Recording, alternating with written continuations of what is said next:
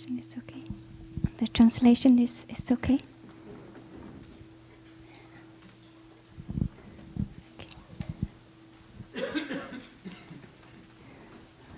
Good morning, dear respected Thai, dear Sangha. Today is 6th of October, year 2019.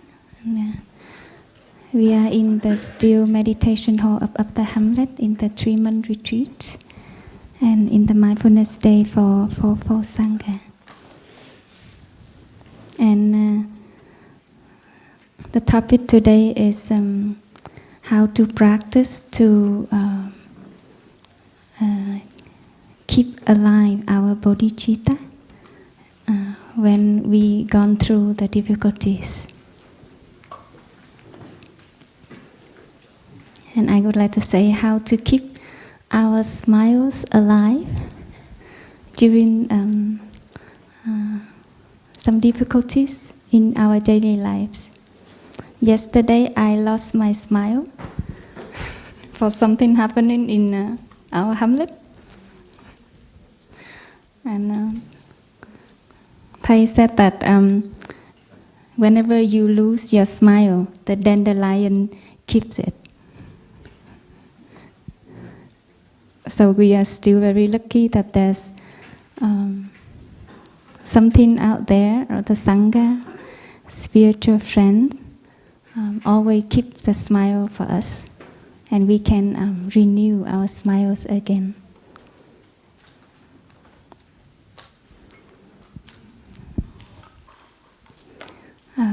In order to keep the bodhicitta strong, that we kind of have heritage. It's kind of we need to store the wood for winter, and the teaching is we don't have to wait until the storm comes, then we build the house. It's a little bit too late. We build the house every day by our daily practices, the house of mindfulness, the house of love, of happiness.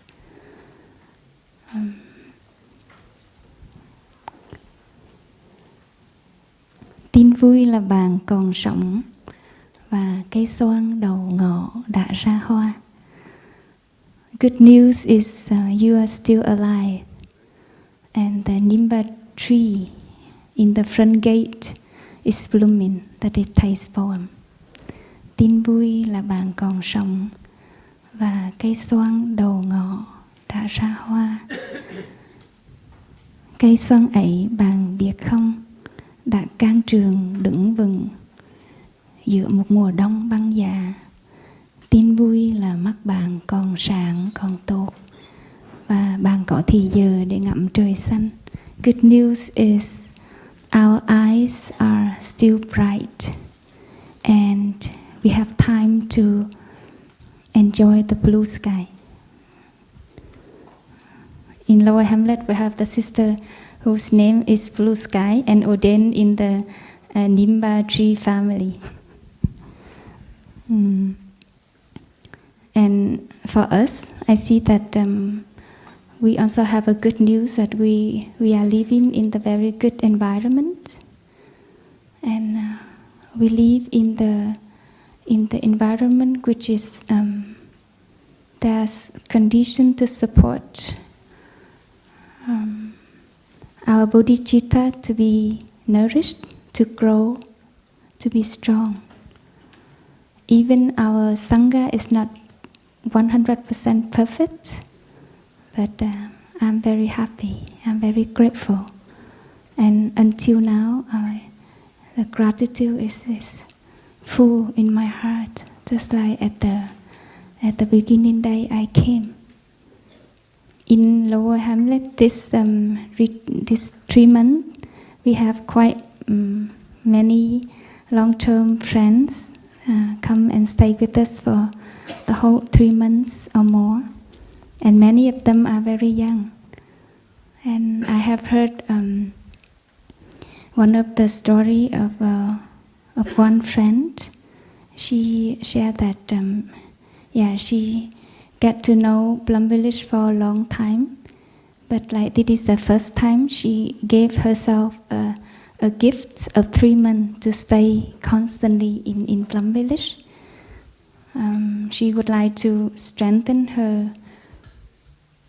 her practice, and also she would like to help the young people in her country to build community.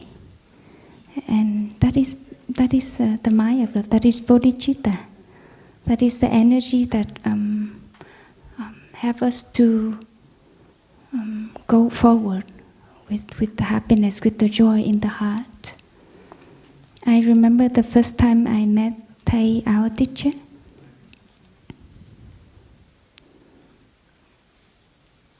When Thầy was sitting on the rock in front of the Buddha Hall in New Hamlet at the bamboo grove, and my elder sister led me to see Thầy and when I was coming, Thầy say, "My child, you have arrived." And suddenly my body and my mind were just like, boom. I see something just like, settle down very quickly, and I don't know what was that feeling. And I was like bowed to Thầy, and Thầy put his hand on my head and say, "You have arrived." I just remember that, and then Thầy shared quite a lot of things, but I didn't remember anything. But the feeling, the feeling of safety, the feeling of being protected, being accepted, the feeling of welcome was very strong and was like pervade my whole body and mind. And I know that is the energy of love, of compassion that I was transmitted by Thầy. And until now, when I share with you this, it was like still in me, very strong. And I know that whenever we are touched, that energy inside of us, it will never go away. It will stay there. No one will say fall about that. That is the truth forever in our hearts. Yes, it can up and down and change in different forms, but it's there. Yeah.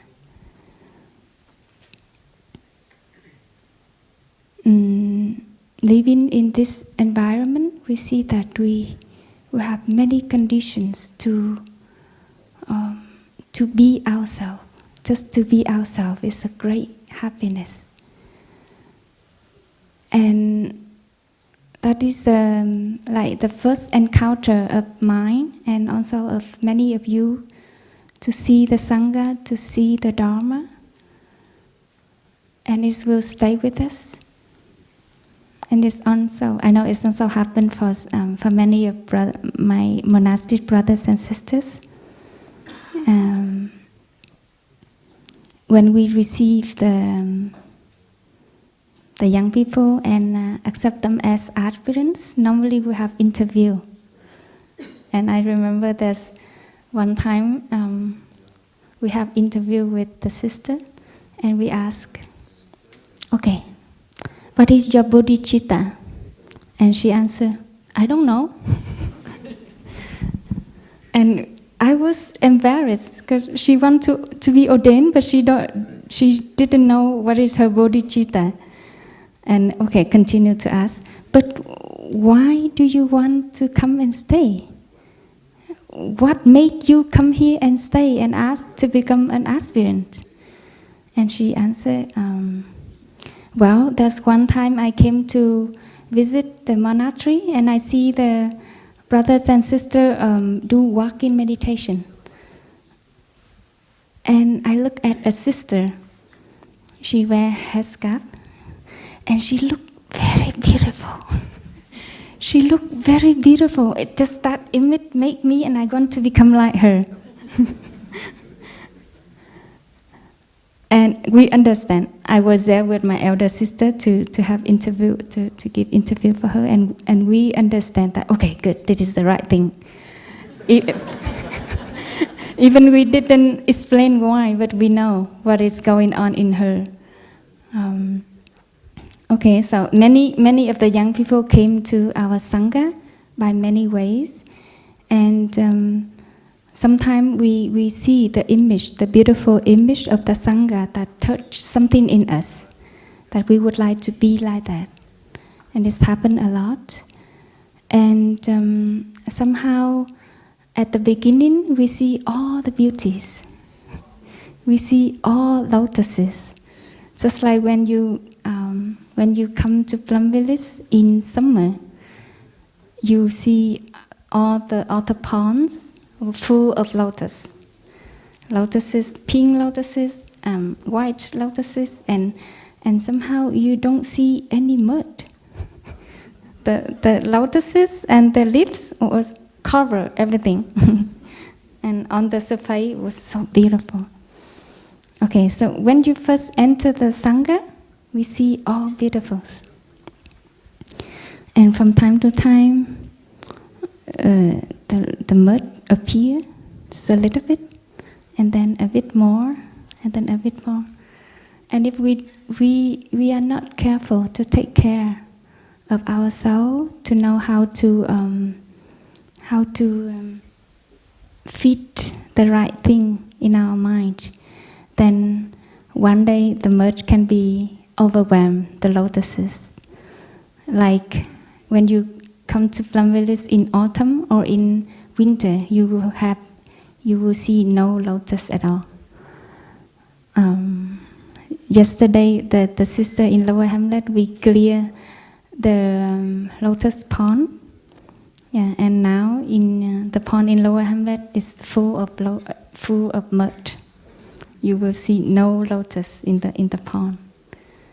And there's sometimes in our path of practice, especially for the long-time practitioners, that's somehow it's easy for us to see the mud, the difficulties of the Sangha, the shortcomings of our brothers and sisters and our co-practitioners. Yeah, and how we nourish ourselves appropriately so that we are not overwhelmed by the difficulties, by the shortcomings. And for this, we know that we will have the ordination soon. And there's many young people become monks and nuns. And we would like to tell them that, okay, bon voyage and good luck to everyone. Please enjoy the journey with us.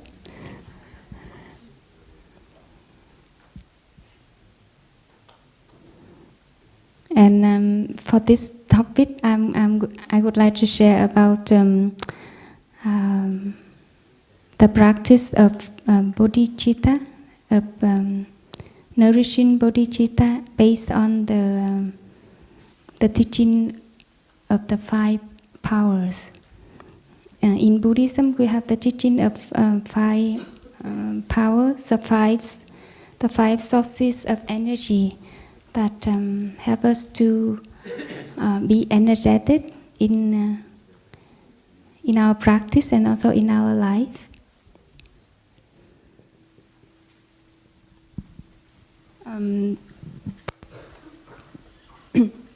Our mind of love can be supported, can be nourished and strengthened by the practice of the 5 power. The first powers we call faith.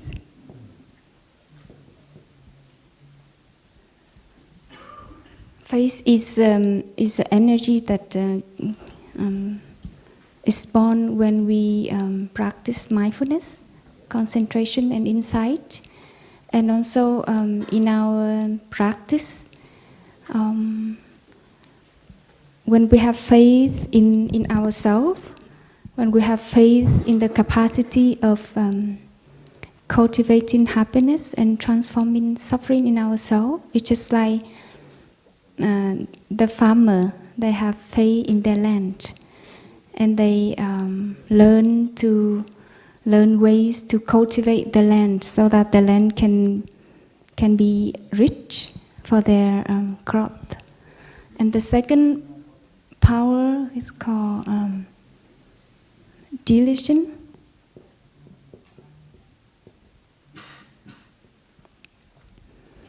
And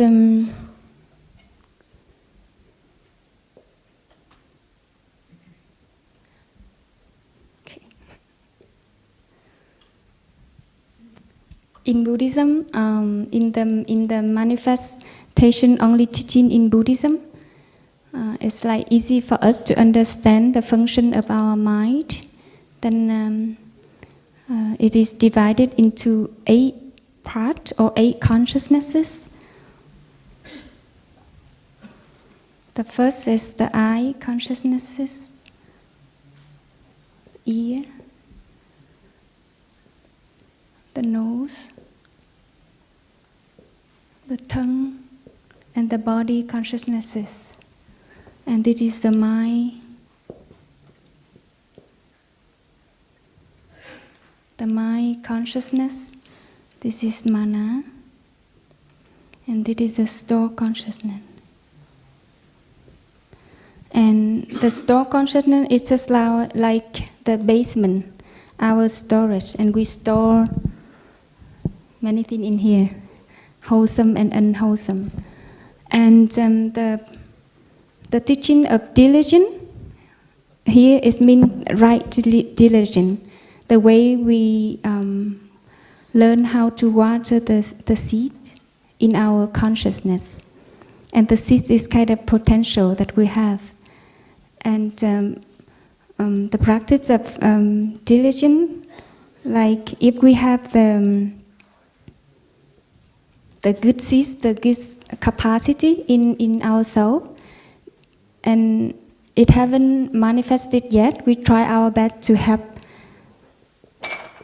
it to manifest in our mind consciousness. And if already manifest in mind consciousness, we try our best, we do all the way to keep it be in our mind consciousness, to get it stronger. It's just like when we receive a kind guest in our living room, we try our best to invite her to stay longer, just to be in your house longer. And if we have the unwholesome seed, like anger, jealousy, judgment in us, if it hasn't manifested yet in our mind consciousness, we try our best not to have it manifest. It's just like stay there, please, do not come up. And if this unwholesome seeds come up to our mind consciousness, we try our best to have them to come back to store consciousness. That is like the basic teaching, the basic practices of right diligence. And for me, the practice of right diligence is also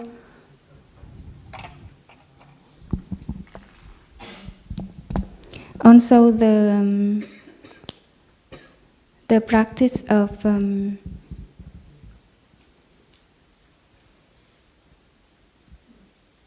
uninterruption of something that we keep continue. Like for example, when we come here for a week or 2 weeks, and you heard the teaching about walking meditation can be able to calm down your mind. But if you do it just for 1 time or 2 times, and if you see nothing happen, you may think that, it is not helpful at all. Why the teaching of walking meditation doesn't help me at all? Then if it's happened, we will look back and we see how regular we do that, how we put it into practice. And I really like the words "put it into practice." Almost in the sutras, at the ending part, there is a sentence that when the bhikshu listen to the teaching from the Buddha, they are very pleased and put it into practice. The thing is, for me, the key things is put it into practice. We have to try ourselves. And the third power is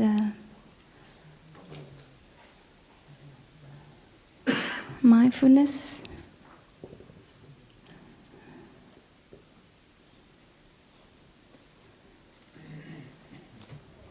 Concentration.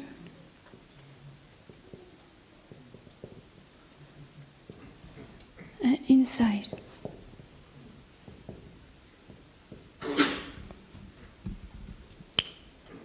It is that is the energy to help us to be here, to enjoy, to recognize what is going on in our soul and around us, and also to help us to be able to live happily too. And mindfulness give rise to concentration and insight. Actually, each of this power contain the four. And even we just practice one, it's already practiced the five. And many of us would like to stop. I want to stop running. I want to stop thinking a lot in my mind. But somehow it's hard to do it.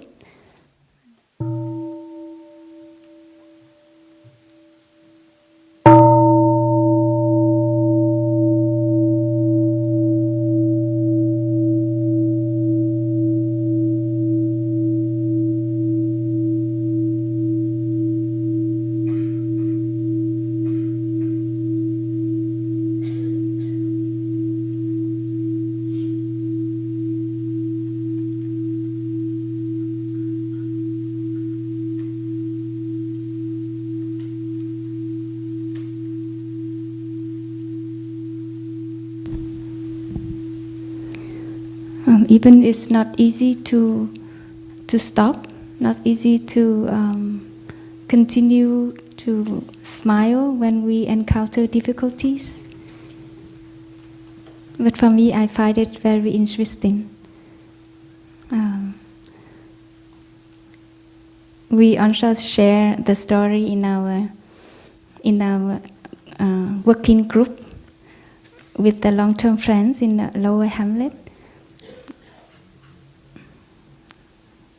After lunch, we stay behind and share. And one of our friends suggested that maybe in Plum Village we should use the sand timer to time when we take a shower. That is maybe one suggestion of practice of protecting Mother Earth. And she said, share that, put the sand timer in bathroom. And another friend shared that, well, I don't really need it because there's something haven't helped me because their shower block happen quite often. It's not in Persimmon, not only in Persimmon, but also in Plum Hill, in Purple Cloud, and anywhere in Lower Hamlet. And whenever the shower is blocked, she stops and she's like be able to remind herself that she's going to stop taking shower and to help Mother Earth, and she doesn't need the sand timer. And I see that it's a little bit like when we have some afflictions.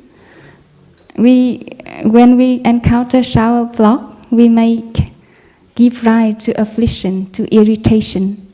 Why it's happened too often? and we get irritated ourselves.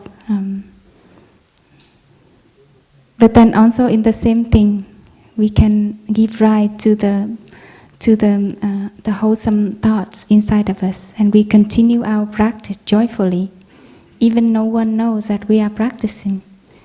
And together we call that is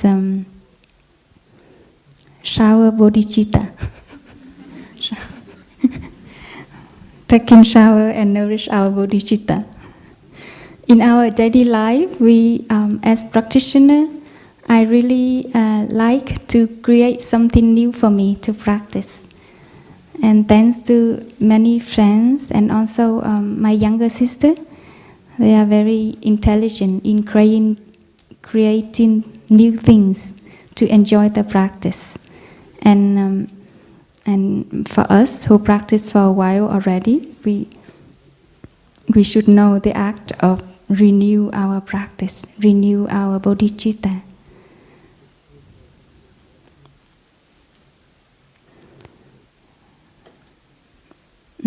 Dear friends, I'm going to share some of my difficulties. And I remember one time, I was here in this hall, like informal sharing with a group of the brothers and sisters, and among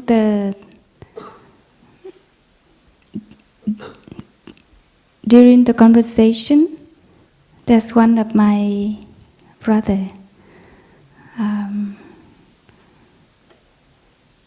Suddenly he shared something that just stopped me right away.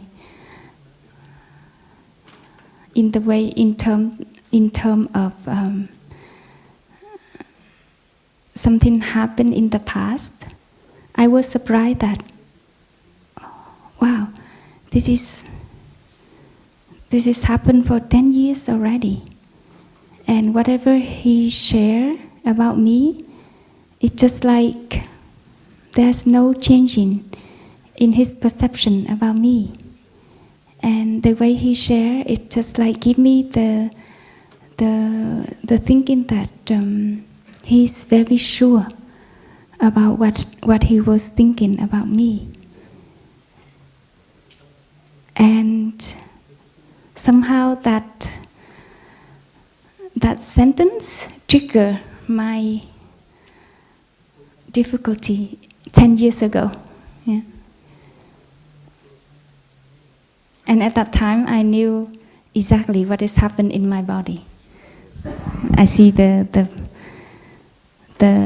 block is kind of a knot, appear from the belly, and it just like it's made my breathing stuck. It was hard to continue to breathe truly, and I knew that I should stop saying anything. Then I stood up and I walked outside. And when I was outside, I saw all of my perceptions about him, all the feeling of inferiority complex comes up. The feelings that, my elder brother didn't love me. My elder brother didn't accept me as a younger sister, as his younger sister. And this feeling was there in me 10 years ago already. And when it's happened 10 years later, when it's come up, it's totally the same. It's like, even it's bigger, I think. And I was also surprised about that. That for 10 years, I ignored it. Wow, I think this gives me some signal sometimes, but I just ignore it. I don't know you. I don't want to do anything with you. It's just like put it aside. And maybe that was the right time that for me to look into that there is some gap, some misunderstanding between us. Thầy always teach us that when you ordain, you are siblings in the same family. And it was real to me. I consider all of my brothers and sisters as my brothers and sisters, my real brothers and sisters. And I remember after that mindfulness day, came back to Lower Hamlet, I was so heavy. I couldn't smile to my sisters. And it was like, it's not only the difficulty with my brother, but also the surprise about myself that, wow, in the last 10 years, I didn't do anything for this. I didn't practice anything to change the situation. And I just like put a person aside when I don't like him. It's just like that. And many days following that day, it was just like a Khong An for me, that it was stay in my mind while I'm doing or cooking or walking or sitting meditation. So I decided to take it as my practice. And in my meditation sitting, I do it formally. I first establish myself in mindfulness with the practice of conscious breathing in the first minutes. And then I invite the image of my brother sit in front of me. Yeah. Of course, he's not in Lower Hamlet. He's in upper. Sorry. Oh, dear brother, I'm not. Don't worry, I'm talking about you. You are not a separate self. Okay, so I invited the image of my elder brother sitting in front of me, and I breathe, and right away, emotion comes up, and also it's stuck here. And this is I was taught how to contemplate things. That Thầy taught us that whenever you have difficulty with someone or something, you invite that subject to sit in front of you, and we use the energy of mindfulness to embrace that subject. And my mindfulness was so weak. So just after 1 or 2 weeks, I was overwhelmed by sadness, But after 3 days, it works. Yeah. I can be in harmony with the image of my brother in front of me. And like Brother Phaphu shared in the first Dharma talk of this retreat, that you never know that when you will get enlightenment, maybe that morning. So that morning I came to meditation hall as usual, and when I sat down, and after a while breathing with this kind of internal knot, then suddenly the image of my blood brothers comes up in me so dearly. Well, I have 4 elder brothers and 2 younger brothers. And all of them love me a lot. Of course, I also love them a lot. And the image of my elder brothers come up, my blood elder brothers come up. And all of them, I would just like bathe in their love. And in my mind, there's something come up that he also your brother. He is your brother. And at the same time, the other voice, a little bit weaker, say, no. No.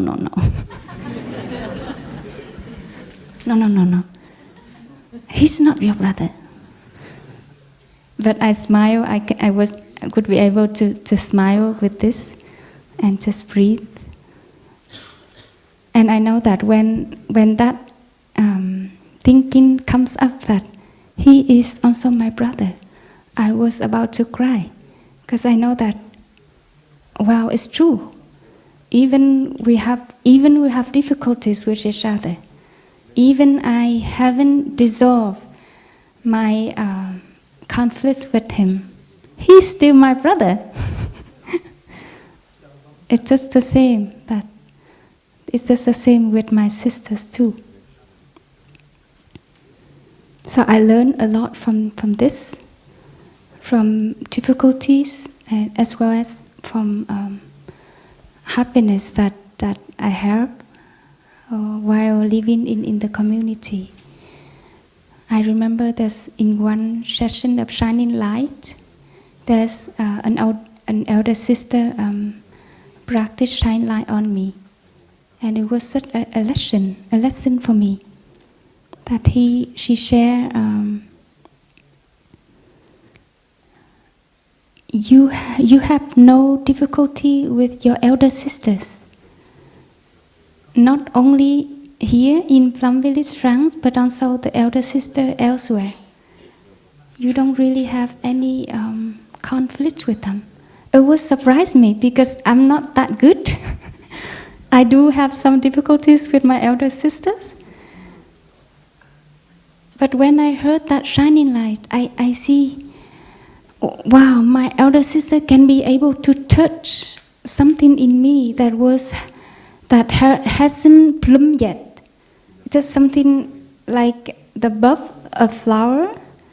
It's just like it. It hasn't bloomed yet, but she was able to see it and water that flower for me. And such a big lesson for me that I don't need to wait the flowers of my younger sister or my younger brother to bloom fully, then I will water them. But I can learn to recognize the flower when they will just like bud and water. Or even Thai is like expert in this practice, that Thai can see the seed in us, just like the seed, and then water that seed and have it to grow. And I learned from my elder sister the generous, her inclusiveness, her compassion toward me, toward her younger sisters.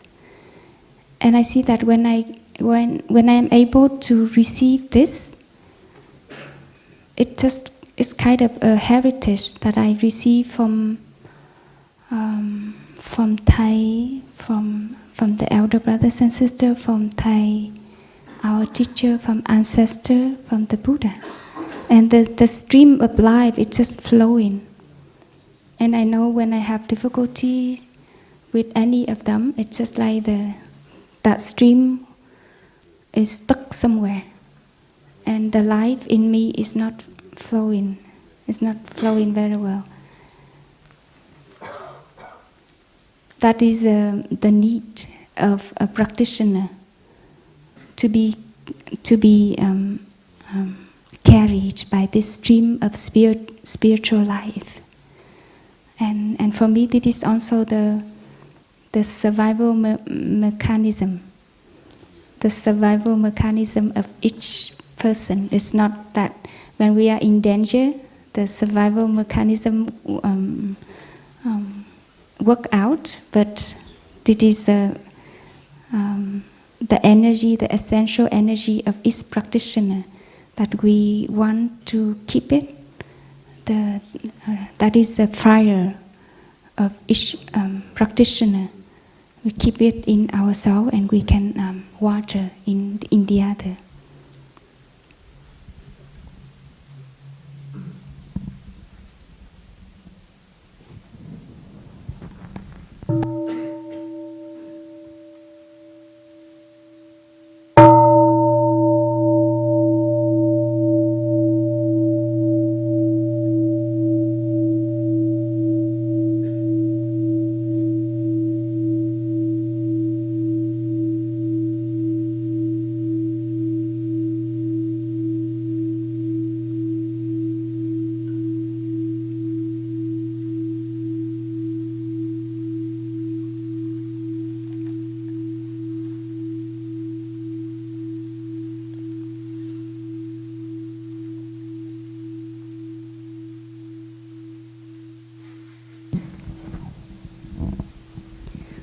And we not only keep this fire for ourselves, but also we keep it for the Sangha. Because the mind of love, the Bodhicitta, is the energy that the very deepest, the deepest desire, the deepest aspiration for oneself to realize, and also to have for the well-being of others. This is collective career, the collective energy of the Sangha.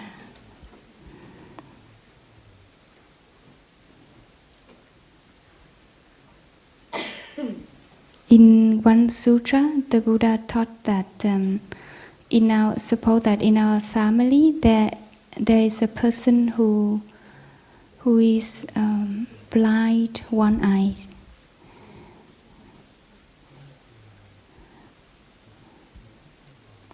And the rest, the whole family, all the members of his family will try their best to help, to support, so that that person can keep the other eye still bright, still seeing things. They will do everything to provide any ways to have that person to protect the remaining eye. It's happened like that for my family right now. Today, my nephew and my sister-in-law fly to Singapore so that he can have the checkup for his eyes. Because after the operation of the tumor in his brain, his eyes are now still cannot see anything. And yes, my whole family try our best to do that, to support him. Find many ways they can, so that my nephew can be able to see again.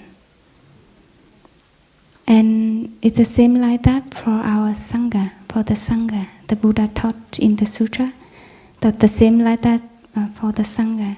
If there is a person who has a lot of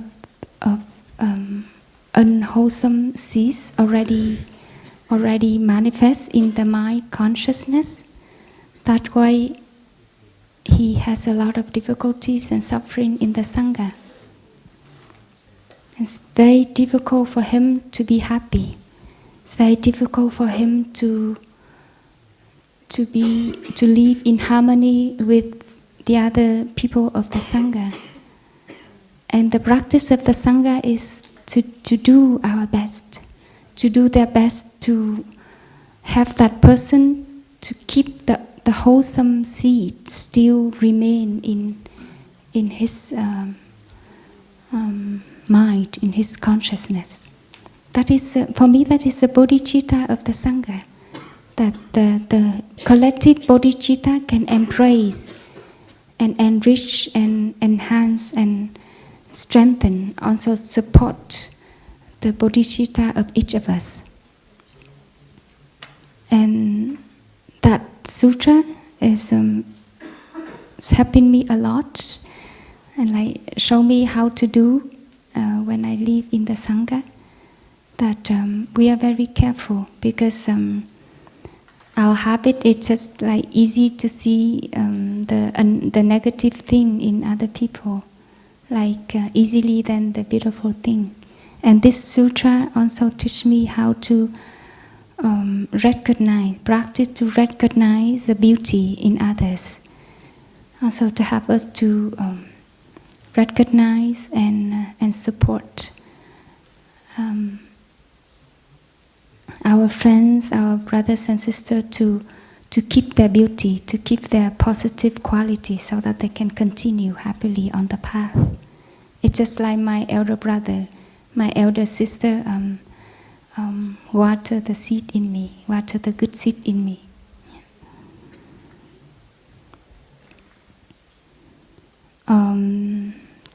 Also 10 years ago, another story from 10 years ago.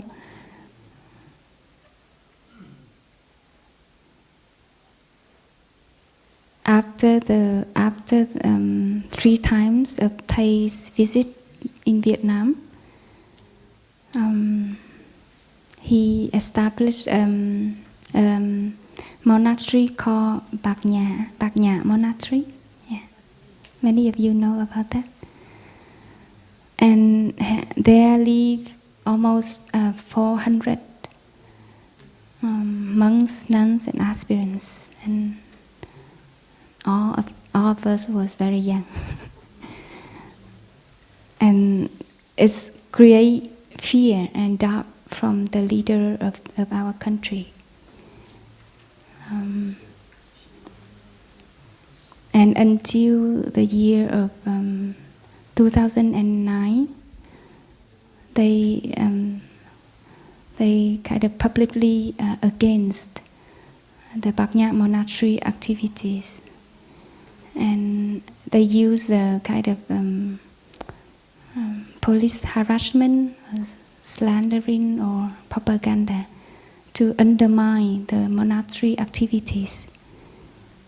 And in about June of the year 2009, the electricity and water was cut off, and they put the whole monastery under threat until September of year 2009. Many series of paid mobs was sent to the monastery, and some of us was arrested, and the rest of the sangha was evicted.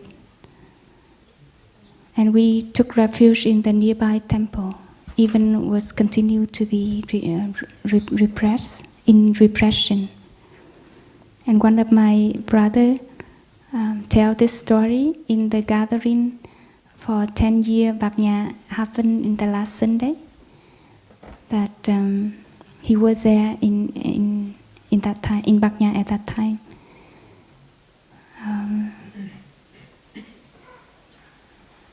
That morning, he and also his brothers, monastic brother, and the aspirants, and also the young people who came to stay in Bạc Nhã for a while, like they are cousins or relatives of brothers and sisters who come to visit.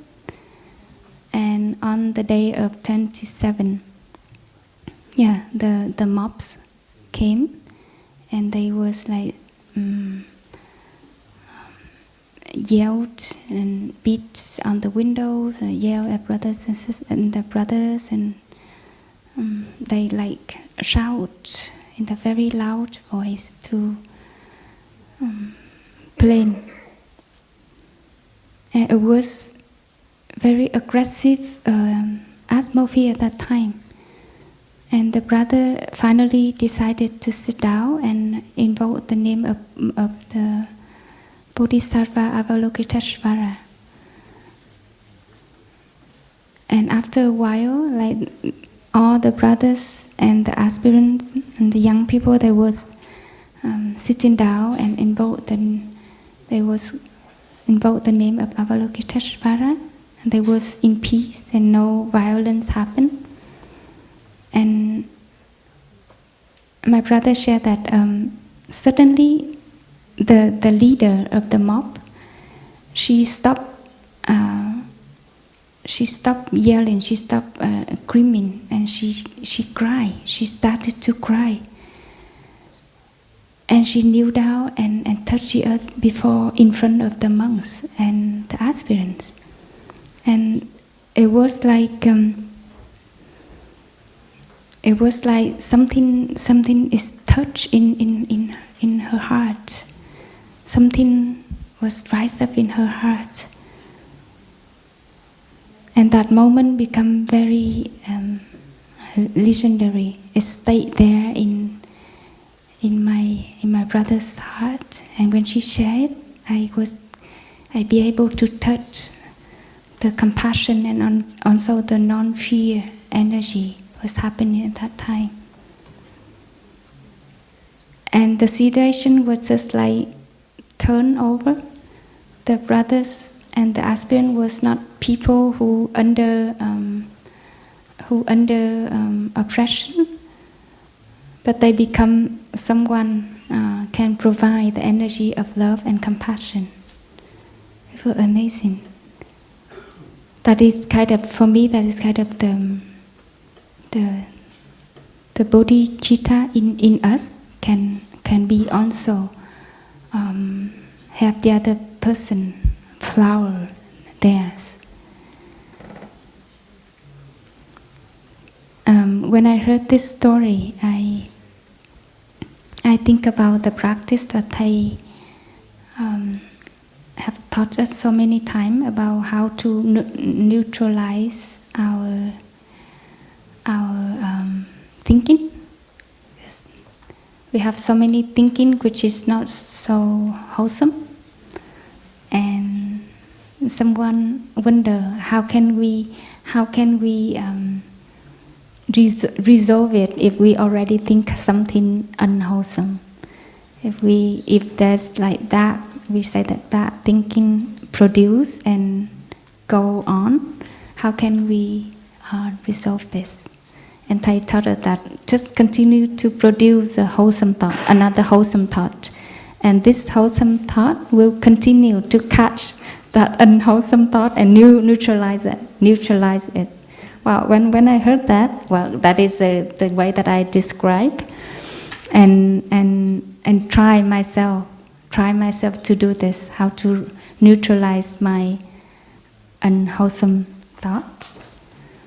There's a time in Lower Hamlet I practice like that. I practice to recognize my wrong thinking, and if whenever my wrong thinking comes up and I see it, then I stop, I recognize it, and if possible, I call the name of that, what is about, like my wrong, this is the wrong thinking about food, this is not good food, or something like that.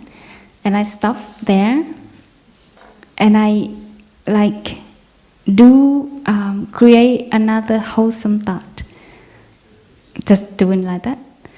And I see it really works for me, because that is also the way to train myself to see the beauty in others. Like right away, we have some unwholesome thought in here, and then right after I recognize, okay, this is an unwholesome thought, I produce another wholesome thought to go along. Yeah. And whenever I recognize this is unwholesome thought, I smile. I practice to smile, to just accept myself as I am. Yeah. And yeah, like I share at that time, during that time, I smile quite a lot. I smile during the day when I recognize it is the unwholesome thought occurs in me.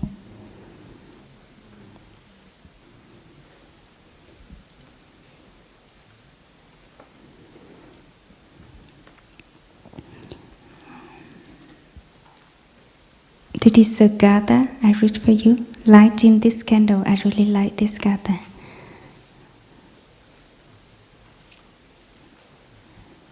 Thắp lên một ngọn nến, cúng dường vô lượng buộc, một tâm niệm an lành làm rạng ngời mặt đất. Lighting this candle, offering to the countless Buddha, the peace and joy I feel brighten the face of the earth. I like the sentence in the third sentence in Vietnamese. I prefer that because một tâm niệm an lành làm rạng ngời mặt đất is exactly, there's one thought of that. If there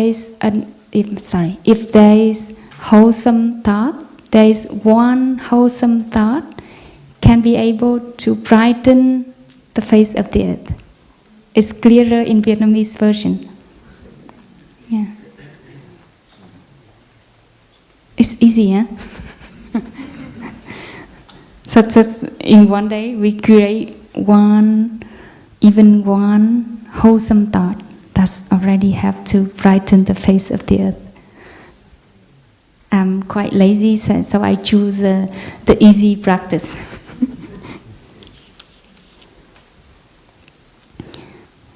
And like I shared at the beginning, when my brothers and the husband was in danger,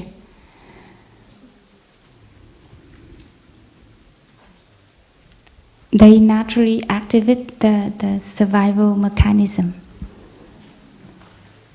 Yeah, for us, whenever we have stress or fear or anger, this habit energy from our ancestor for a long time to survive, to try to find way to survive for food, for refuge, for mate, that there is a stress chemical called adrenaline is released in our bloodstream very quick, and somehow we cannot recognize it, and it's create our muscle tense up, our heart beats quicker, and like we are ready to fight or flight. That is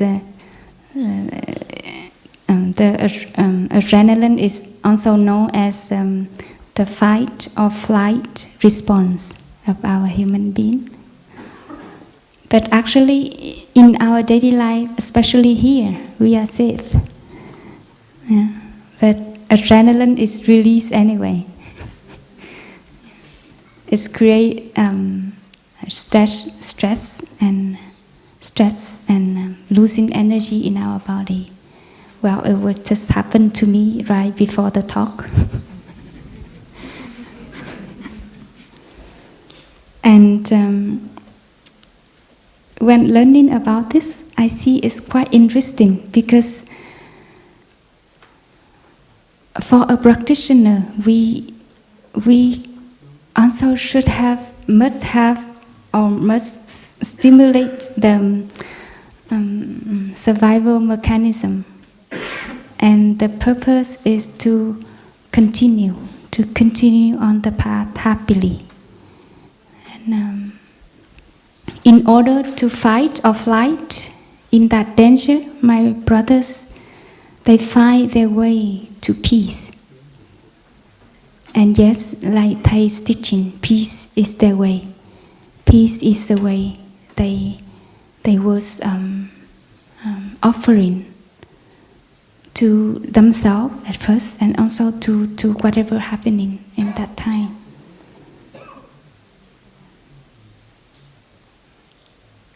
And for me, it is a process of training. It's not like we want and we have it. We train.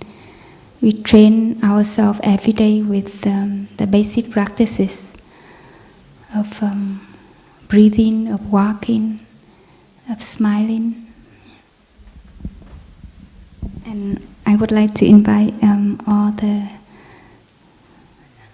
brothers and sisters and friends to listen to the sound of the bell. And please, you can close your eyes and imagine that we are embraced by the sound.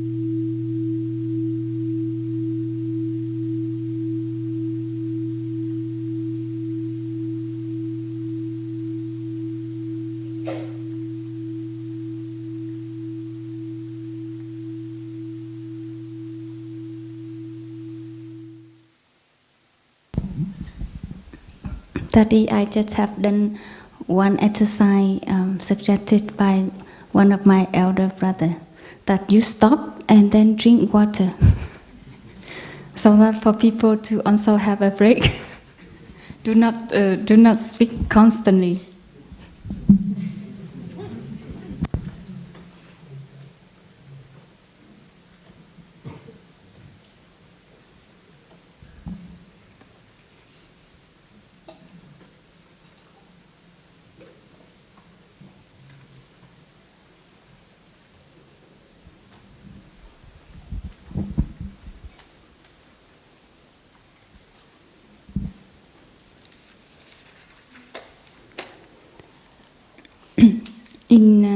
I remember in Avatamsaka Sutra,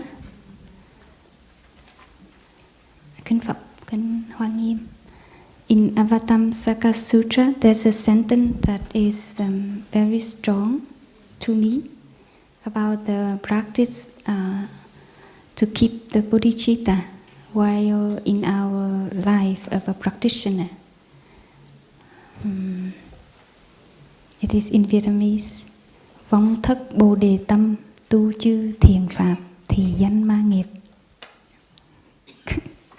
Phóng thất bồ đề tâm. When we lose our bodhicitta, and even we do all the wholesome actions, all the good things, it is the actions of the Mara. Is that understandable? Phóng thất bồ đề tâm, tu chư thiền pháp, thì danh ma nghiệp. It was very strong for me that the bodhicitta is just like the essential of life, the vitality of a life of a practitioner. That the aspiration to be happy ourselves and to work it for the well-being of others. The mind of love, the mind of inclusiveness, of non-discrimination, that is something that needs to alive along our life as a practitioner. Even we want to change the world, even we want to do so many big things, if in our daily life we forget the basic practices, we forget to maintain our practice of mindfulness in walking, in eating, in sitting, then it's very difficult for us to continue because we will lose our energy easily.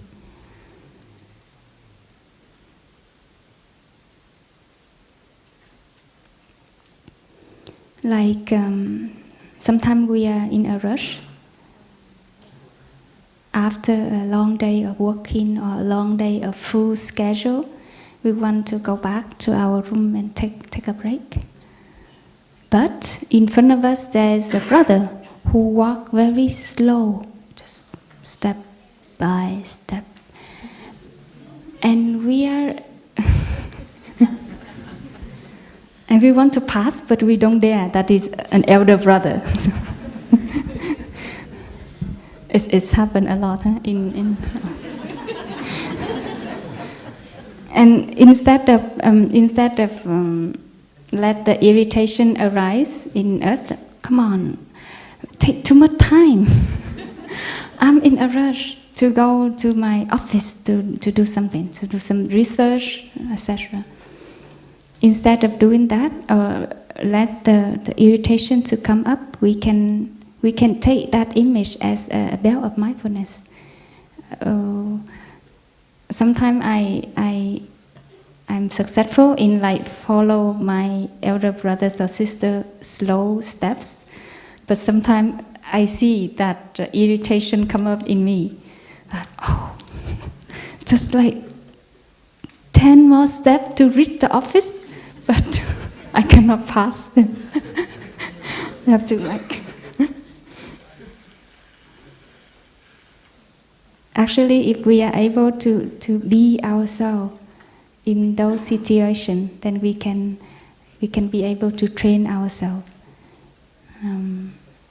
Sister Jung have shared in a talk of monastic on the last Thursday, about the trained mind. You cannot do anything with the untrained mind. With the unmanageable mind, we cannot do the wholesome thing. So the practice is the process of training, to train ourselves. And thanks to our brothers, our sisters, our friends, we can be able to train ourselves in very small things in daily life.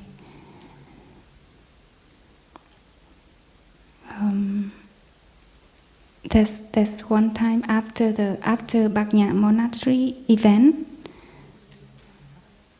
I came back to stay in a small hamlet of the sister in Huế, in central Vietnam, with group of my sisters. And I was in a very difficult moment, because I lose my faith in my people. I lose my faith in my country, because we are young people and we haven't done anything harm to anyone. We just want to stay and practice, but we cannot. And I see my younger brothers who lose their bodhicitta and leave the sangha. And there was many misunderstanding, many painful stories happened at that time. And somehow it piled up in me. And when I was in the sangha again, even surrounded by the sister, we continued to practice. But I see that I could not be myself anymore. There's something changed basically deep down inside. And I remember at that time I could not smile. It's very hard for me to smile fully. Even I'm a person who like easy to smile and smile quite a lot, but it was stuck in me. And for almost more than 1 year, I knew that I could not smile. Even to my younger monastic sister, stay in the same room. I follow the schedule, give classes and etc., like normal things during the day in the temple, but I see something lack in me. That one day I remember Thay's teaching about when you lose your smile, the dandelion keeps it for you. And I thought, is that right? Of course, there is no dandelion in Vietnam. In summer, I asked myself, is that right? That something or someone keeps my smile. And I also remember Thai teach us that many times. Yes, smiles can bring us happiness, but happiness can make us smile, but sometimes smile can bring us happiness. So you really smile yourself. And I did that. It's just like a very, very tense smile. And I remember there's one morning I woke up and I walked out of my room. It was next to the main door, and there's a tree.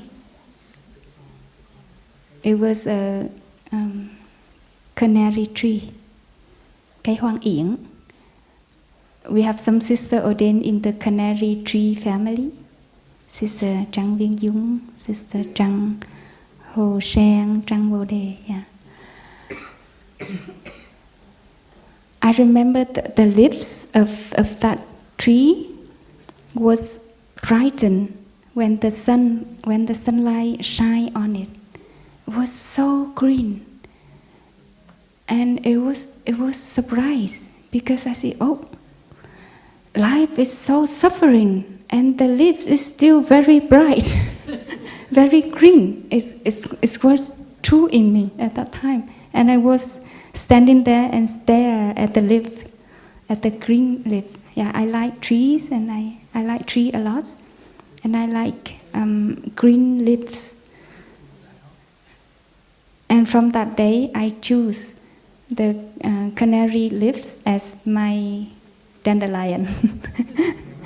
Whenever I look at the leaf, I smile. Of course, the first month it's just like a green every day.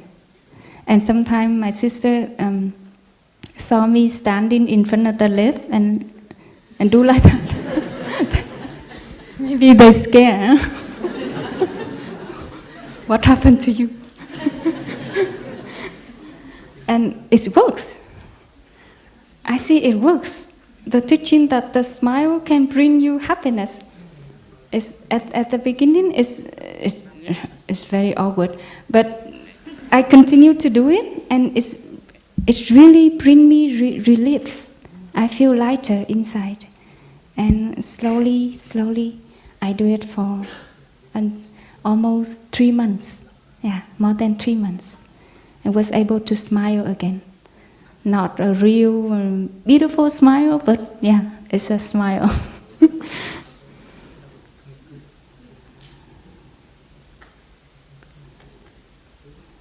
And one of the things that I really want to share, that please try ourselves, the practices. We receive a lot, the teaching, especially our brothers and sisters and the friends who practice for a long time. We have know a lot of teachings, but somehow, or sometimes we forget it. Sometimes we think that, oh, that's something that I already know. I don't need to listen to it again. I don't need to do it again. And the meaning of diligence, the practice of diligence, is also the meaning of, for me, renew, restart again. When we go for a while, we should restart again, restart everything again.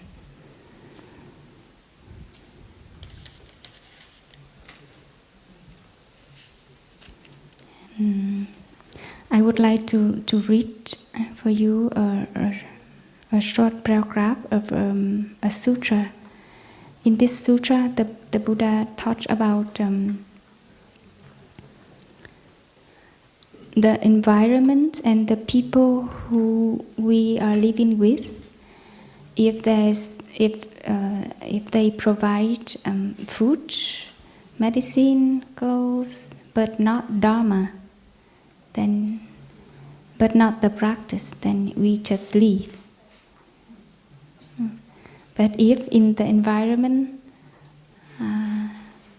provide the Dharma, the practice, but difficult to find clothes, medicine, food, we stay.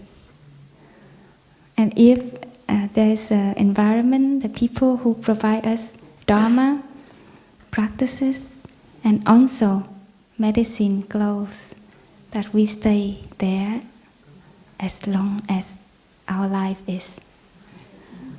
Even we told, go away, but we asked to stay. I really like this sutra. I read it for you.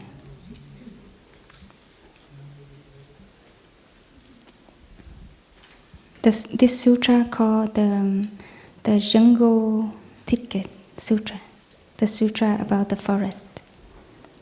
Here, a bhikkhu lives in some jungle thicket, a certain village, a town, a country, or near a person. While he living there, his unestablished mindfulness becomes established. His unconcentrated mind becomes concentrated. His undestroyed taint comes to destruction. He attained the unattained supreme security from bondage, yet the requisites of life that should be obtained by one gone forth, robes, alms, food, resting place, and medicinal requisites are hard to come by. The bhikkhu should reconsider this. I am living in this jungle thicket. While I am living here, my unestablished mindfulness has become established. Yet the requisites of life are hard to come by. However, I did not go forth from home life into homelessness for the sake of robes, alms, food, resting place, and medicinal requisite. Moreover, while I am living here, my unestablished mindfulness has become established. I have attained the unattained supreme security from bondage. Having reflected thus, that bhikkhu should continue living in that place or near that person. He should not depart. Here, bhikkhus, a bhikkhu lives in some jungle thicket, a certain village, a town, a country, or near a person. While he is living there, his unestablished mindfulness becomes established. His unconcentrated mind becomes concentrated. His undestroyed taint comes to destruction. He attains the unattained supreme security from bondage, and also the requisite of life that should be obtained by one gone forth, robes, alms, food, resting place, and medicinal requisites are easy to come by. The bhikkhu should consider this. I am living in this jungle thicket. While I am living here, my unestablished mindfulness has become established, etc. And also, the requisites of life are easy to come by.